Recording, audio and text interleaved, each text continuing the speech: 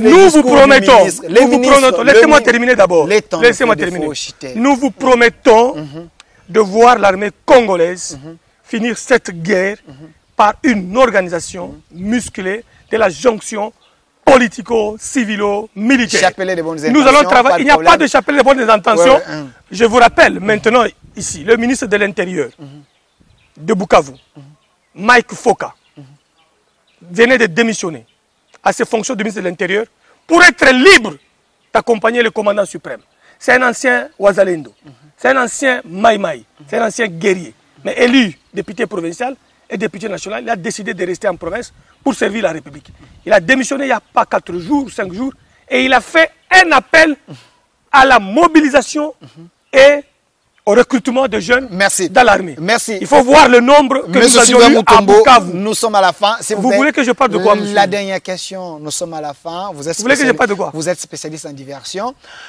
Les ministres de la Défense, selon les opposants, je dis bien sous réserve des opposants, il vous a collé une honte. Vous êtes l'ancien ministre délégué à la Défense. Combien un ministre peut manquer des ressources en faisant un discours? J'entends les gens parler, c'est quoi en fait? Il a piqué un extrait d'un film où il a mixé dans son discours et les gens sont en train de relayer cela. Je ne sais pas, est-ce que c'est possible?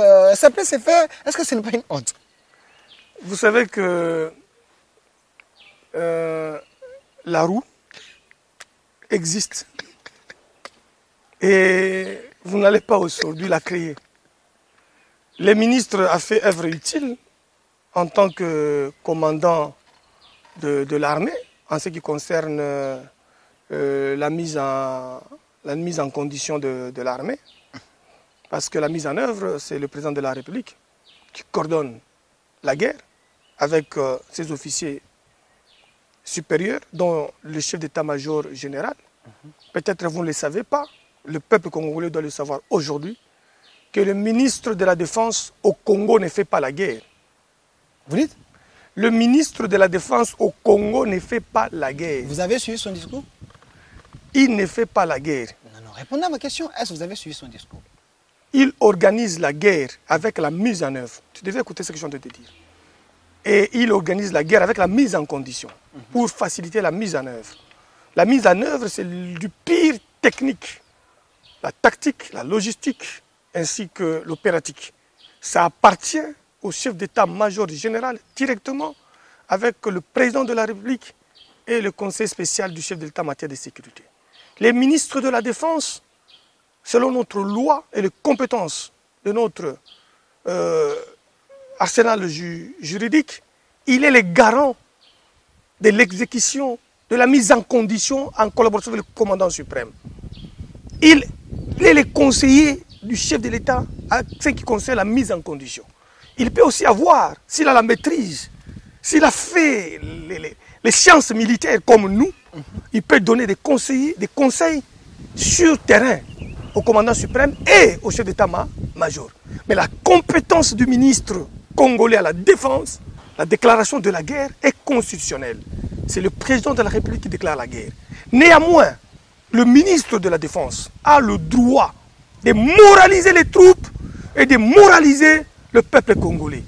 Je félicite le ministre Guy Mwadiamvita pour son message de moraliser les troupes, de mobiliser les troupes du haut commandement militaire jusqu'au caporal et au matelot. Mais ce qui vous dérange, c'est le fait qu'un ministre prend pour modèle un extrait qu'il a activé pour renforcer son discours afin de propulser ces messages dans un jargon de guerre. Vous êtes un scientifique, vous avez écrit plusieurs livres, vous êtes un chercheur.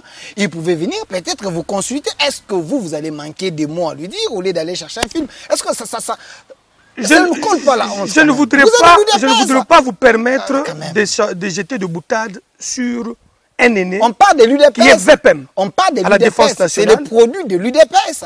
Il réalise beaucoup de choses. Se moquent de vous. Pendant cette période, nous avons tous l'obligation de soutenir le ministre de la Défense, Guy Mwadiamvita. Merci. Nous n'avons pas une obligation ni de s'attaquer aux généraux de notre armée, ni à la police, ni au service de sécurité. Quiconque le fait comme ça et qu'il tombe sous le coup de l'intox et de la diabolisation contre le ministre de la Défense, pas des opposants peut tomber sur le champ de poursuite parce que le message qui ont mis ces vidéos en train de... Ce sont des vidéos de nos adversaires.